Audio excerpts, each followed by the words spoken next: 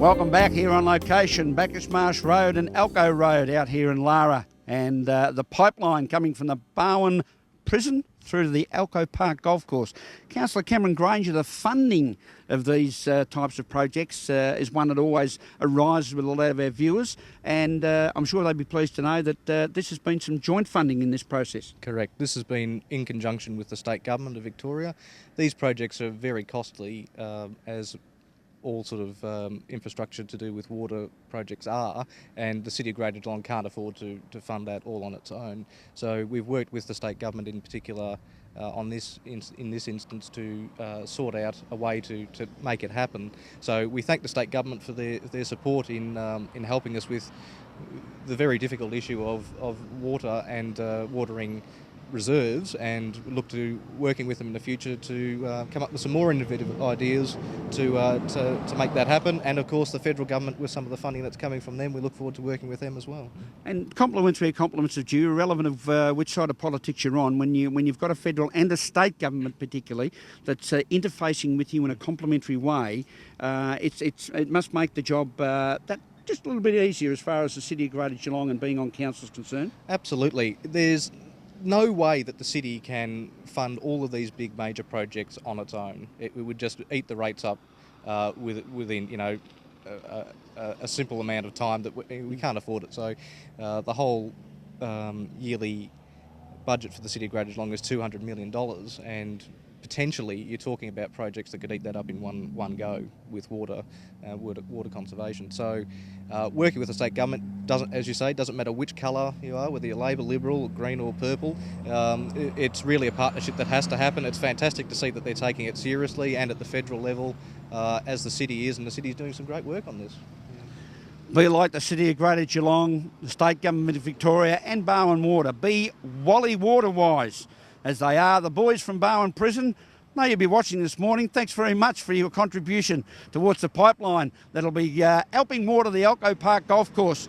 Compliments of the 6.75 kilometre pipeline from the prison through to Elcho Park golf course here on Good Morning Geelong. Well, the Manager of Leisure Services at our City of Greater Geelong, Malcolm Coon, joins us now. Malcolm, another innovation for the world of the City of Greater Geelong and water. Absolutely. The golf has been a priority for us, Graham, to get sustainability with our courses. We're doing it here at Elcho as our first project. Very exciting project, and obviously moving on to Queen's Park, hopefully in the near future, in the next couple of years.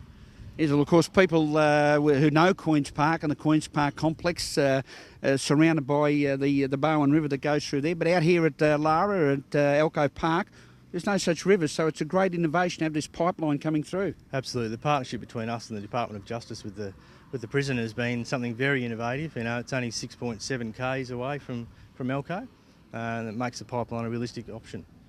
But we say 6.7k, it's, I mean, I wouldn't like to walk it, let alone run it, but to put a pipeline underground, to be pumping water through it, yes, for the benefit of the Elcho Park Golf Course, its members and players who come down to play, just shows how well placed we are in the City of Greater Geelong with our forward planning. Absolutely. Look, it's been something that they had water pooling on their site and being wasted, really not being used by the prison by any means. So this is something that enables us to feed the precinct here at Elcho Park and gives us a bit of a test case for these future projects down the track. And it's been a challenge in the world of leisure time, as you say, with around sporting facilities. But City of Greater Geelong has certainly been to the forefront with the management of such upgrades around our sporting fields, etc., throughout the COGG. Absolutely, Graham. Look, it's been a focus probably for the last 3 years now. It's a high priority for the organisation. So within our pools, within our sporting ovals, we're constantly looking at recycled water and return into the system. So we're just saving on that potable supply. And viewers, we know that down here in the City of Greater Geelong, for instance, in the world of Premier Cricket, where we have Melbourne clubs come down and play cricket on our Geelong cricket ground, for instance, they can't get over the condition of our grounds and parks as they travel through from the northern side of Geelong into the central park of the Cardinia Park complex. Yes, absolutely. Look, the summer grass conversions have been a real win. You know, it's really taken 2 years for those to really get to an established level now, but with the recycled water, summer grasses, it just enables us to cope in this more arid environment that we're in these days. Keep up the great work, and thank you very much for your time today. Thanks, Graham. The pipeline from Avalkon Prison out through Bacchus Marsh Road, down Elcho Road, through between those pink sticks on the high side of this roadside drain that currently runs. And we can see the white paint marks that have made down the markings here. And they run through to a blue stick that you can see located on the roadside of Elcho Road. And that is a point where the pipeline will actually pass under Elcho Road, and we can then see the pipes already laid out beginning to be prepared to be put into trenches that will lead into the in-ground facilities for water storages at the Elcho Park Golf Course. Another wonderful water innovation by the City of Greater Geelong in conjunction with the Victorian State Government. Smith, familiar colours for Smith. Howard, the rookie, out of 6. And we are set for a start. Heat race number 1.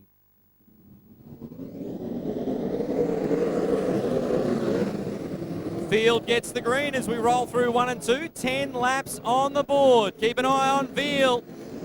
Vanderstelt around in turn number 2. Looks to keep the wheel circulating. Milburn leads Ludeman. Filled out as the yellow lights come on. So Vanderstelt to the tail. The SA number 2. Keep an eye on him. He'll be looking to come forward. Milburn again on the hammer. Look at Ludeman. Shoots through in the bottom, grabs second, down back to third. Russell in fourth, Hickman. The Deep Creek Marina, 360 power number 40 in fifth. Then it's Veal. Smith back to Dalton, the Redhead Sheds 44. Vanderstelt, Howard, and Morris rounds out the field. 2 down, 8 to run for Milburn. Phil down, settling into a groove. Rock solid there in third, and the 34 is down. Here's Hickman trying to reel in that 4th place car of Darren Russell. The yellow lights on. Andrew Howard in the 97 over in turn number 2 will bring on the cautions. Smack bang in the middle of the turn. Stokesy, I missed it. How'd you see it unfold? As the sun begins to set down in the west on heat 1. Milburn picks up the pace. Ludeman will give chase. Keep an eye on Jamie Veal. He's right there on the inside of Hickman, trying to pick up a position as Howard slips wide in the 97. Veal now trying his hand on the outside. The young gas man out of Warrnambool driving the 35 car. Trying desperately inside and then outside to get by Hickman. Bear in mind, Hickman sporting the lower capacity 360 cubic inch power plant. No expense spared for Veal with the open 410. Morris slowing on the main straight in the 21 car. Pick up your race leader, Milburn. Got a handy buffer over Ludeman. Phil down. Russell. And look at Veal trying to wind up on the outside groove. Hickman right ahead of him. Lap starting to wind down now. Here in heat race number 1. Milburn just checking out. You can see him running up around 3/4 track, getting a 3rd degree, trying to learn a little bit, going to school, if you will, as he works out of turn number 4. Ludeman down, remains 2nd and 3rd respectively. Russell and still Veal now with his best opportunity around the outside to grab that 5th spot. Nothing doing there. He'll try his hand again. Exciting stuff from the young gun, Jamie Veal. May have found a home upstairs. Half lap remaining now for your race leader, Brett Milburn, as he rockets off turn number 4. He'll take the checkers. Ludeman stout drive home in 2nd. Phil down. Darren Russell and Jamie Veal with a late run. Veal picks up him.